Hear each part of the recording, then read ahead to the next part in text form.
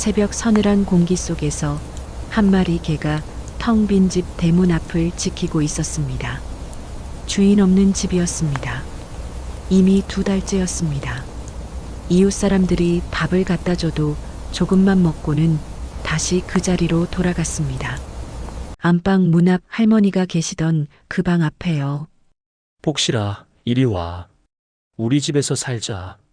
할머니는 안 돌아오신단다. 아무리 불러도 개는 움직이지 않았습니다.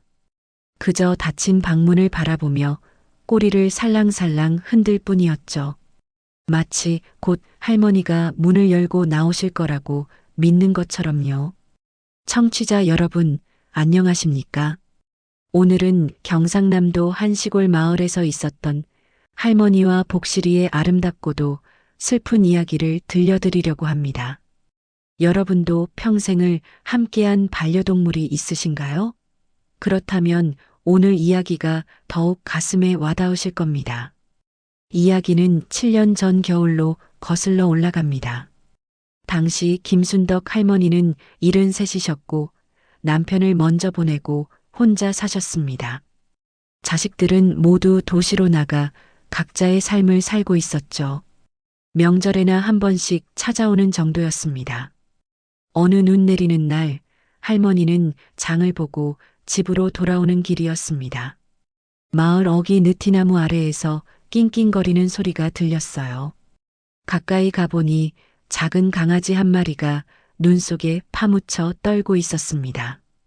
흰 털에 검은 얼룩이 있는 지금은 흔한 품종이지만 당시엔 잘 보기 힘들었던 개였죠. 아이고, 이 추운 날에 누가 이 강아지를 버렸나? 할머니는 강아지를 품에 안았습니다. 차갑게 식어가던 작은 생명이었어요. 집으로 데려와 따뜻한 물로 씻기고 밥을 주고 헌 이불로 자리를 만들어줬습니다. 강아지는 할머니 손을 핥으며 꼬리를 흔들었어요. 너도 혼자구나. 그래. 우리 같이 살자. 내가 복실이라고 불러줄게. 복 많이 받으라고. 여러분도 그런 경험 있으시죠? 외로울 때 만난 작은 생명이 얼마나 큰 위로가 되는지요. 할머니에게 복실이는 그런 존재가 되었습니다. 복실이는 무럭무럭 자랐습니다. 중형견 정도의 크기가 되었는데 순하고 영리했어요. 할머니가 어디를 가든 따라다녔습니다. 밭에 일하러 가면 옆에서 지켰고 장 보러 가면 장바구니를 물고 따라왔죠. 마을 사람들은 말했습니다. 순덕 할멈네게 정말 사람 같네. 저렇게 영특한 개는 처음 봐. 할머니 혼자 사시는데 복실이가 있으니 든든하시겠어요. 정말 그랬습니다. 복실이가 온 후로 할머니는 더 이상 외롭지 않으셨어요. 아침에 눈을 뜨면 복실이가 방문 앞에 앉아 기다리고 있었고 밥을 먹을 때도 옆에 있었고 저녁에 TV를 볼 때도 발치에 누워 있었습니다.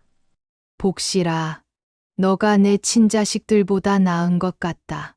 얘들은 1년에 한두 번 오는데 너는 매일 내 곁에 있잖니. 할머니는 농담처럼 말씀하셨지만 그 말에는 진심이 담겨 있었습니다. 어느 날 밤이었습니다. 할머니가 화장실에 가시다가 계단에서 발을 헛디뎌 넘어지셨어요. 머리를 다치신 건지 정신을 잃으셨습니다. 그때 복실이가 달려왔습니다. 할머니 곁에서 낑낑거리며 할머니를 핥았어요. 그러더니 갑자기 밖으로 뛰쳐나가 미친 듯이 짖기 시작했습니다. 왕왕왕, 왕왕왕. 평소에는 거의 짖지 않던 개였는데 그날 밤은 달랐습니다.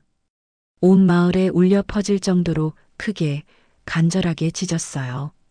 이웃집 아저씨가 뭔가 이상하다 싶어 나와보니 복실이가 할머니 집 쪽으로 계속 돌아보며 짖고 있었습니다.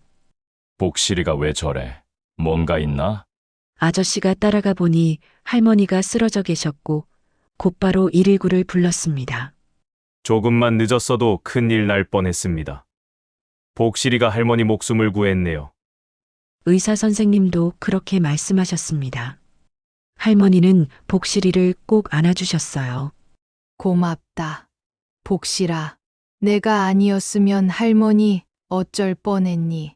그 후로 할머니와 복실이의 유대는 더욱 깊어졌습니다.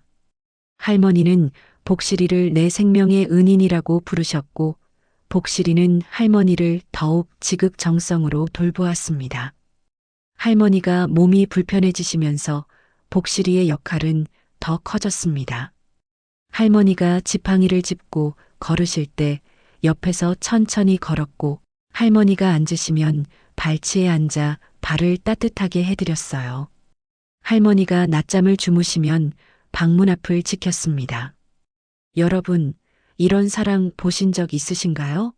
말은 통하지 않지만 서로의 마음을 온전히 이해하는 그런 사랑 말입니다. 하지만 세월은 누구도 비켜가지 않습니다. 할머니의 건강이 점점 나빠지셨어요. 작년 봄부터 자주 병원을 다니시더니 여름에는 거동이 불편해지셨습니다. 자식들이 할머니를 모시려 했지만 할머니는 완강히 거부하셨어요. 나는 이 집에서 복실이랑 살 거야. 다른 데는 못 가. 복실이도 할머니의 변화를 느꼈습니다. 예전보다 더 할머니 곁을 떠나지 않았어요. 밥도 거의 안 먹고 할머니 방문 앞에만 앉아 있었습니다. 할머니가 기침이라도 하시면 귀를 쫑긋 세우고 방 안을 들여다봤죠. 작년 가을 할머니는 결국 병원에 입원하셨습니다. 복실이는 차에 태워 병원까지 따라갔지만 병원 안으로는 들어갈 수 없었어요. 큰아들이 복실이를 집으로 데려왔는데 복실이는 그날 밤부터 밥을 먹지 않았습니다. 복실아, 밥 먹어. 할머니가 돌아오시면 내가 건강해야 할머니도 좋아하실 거야. 이웃들이 아무리 달래도 소용없었습니다. 복실이는 하루 종일 대문 앞에 앉아 길을 바라보았어요. 할머니가 오실 길을요. 한 달 후 할머니는 집으로 돌아오셨습니다. 하지만 거동을 하실 수 없었어요. 침대에 누워 계셔야 했습니다. 복실이는 할머니 방 안으로 들어가 할머니 침대 옆에 누웠습니다. 할머니는 복실이의 머리를 쓰다듬으셨어요. 복실아, 미안하다. 할머니가 이제 너랑 산책도 못 가겠네. 복실이는 할머니 손을 살며시 핥았습니다. 눈에서 눈물이 흐르는 것 같았어요. 걔도 울 수 있을까요? 저는 그날 복실이의 눈을 보고 확신했습니다. 걔도 슬픔을 안다는 것을요. 그의 겨울이었습니다. 12월 어느 추운 날 새벽 김순덕 할머니는 조용히 눈을 감으셨습니다. 곁에는 복실이가 있었어요. 복실이는 할머니의 손을 계속 핥으며 낑낑거렸습니다. 마치 일어나세요. 할머니하고 말하는 것 같았습니다. 장례식 날 복실이는 영정사진 앞을 떠나지 않았습니다. 문상객들이 오가는데도 꼼짝하지 않았어요. 누가 만지려 하면 살짝 피했지만 공격적이지는 않았습니다. 그저 할머니 사진만 바라보며 앉아 있었죠. 걔도 슬픔을 아는구나. 조문객들이 눈물을 흘렸습니다. 장례를 치르고 나서 문제가 생겼습니다. 복실이를 어디로 보낼 것인가. 큰아들은 아파트에 살아서 걔를 키울 수 없었고 작은아들은 외국에 살았습니다. 이웃집 박 씨가 복실이를 데려가기로 했습니다. 우리 집에 와서 편하게 살 거라.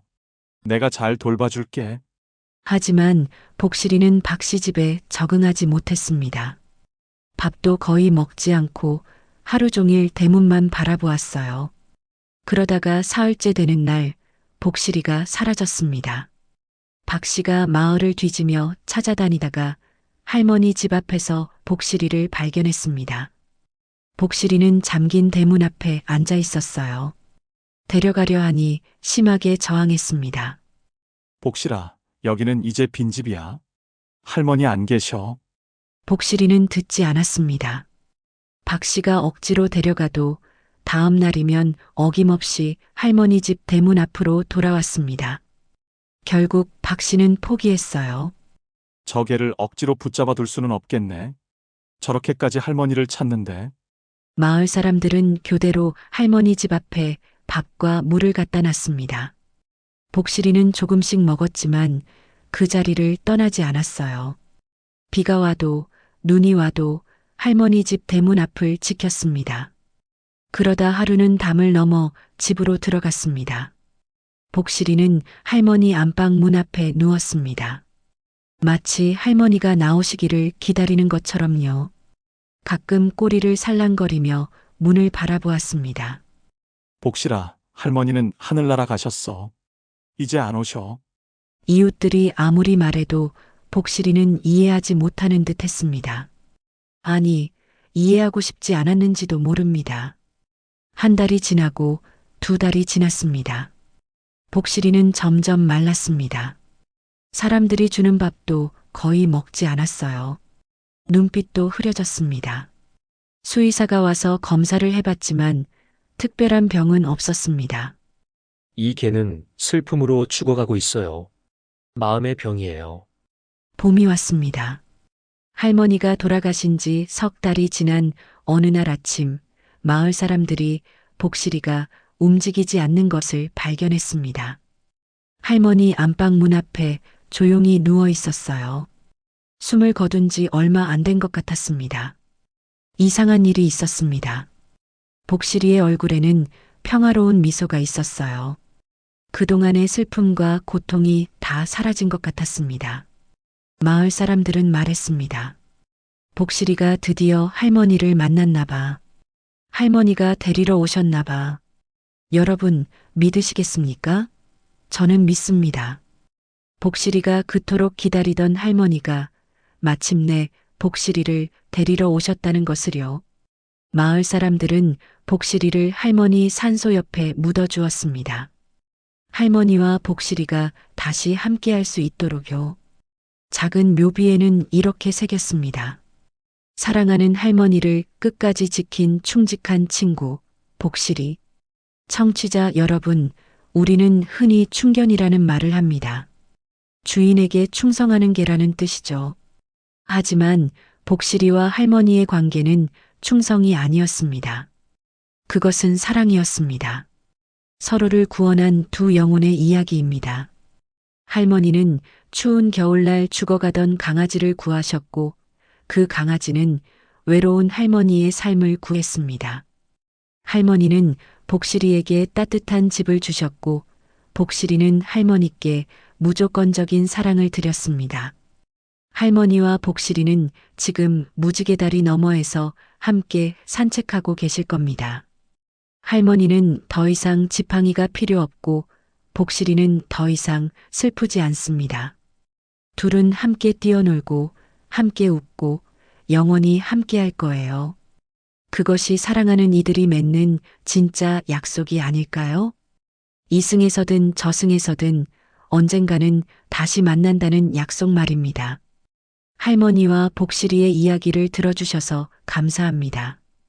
여러분, 오늘 하루도 건강하시고 사랑하는 이들과 행복한 시간 보내세요. 그리고 기억해 주세요. 진짜 사랑은 죽음도 끊을 수 없다는 것을요. 사연이 가슴에 와닿았다면 구독과 좋아요를 눌러주세요. 늘 건강하시고 행복하세요.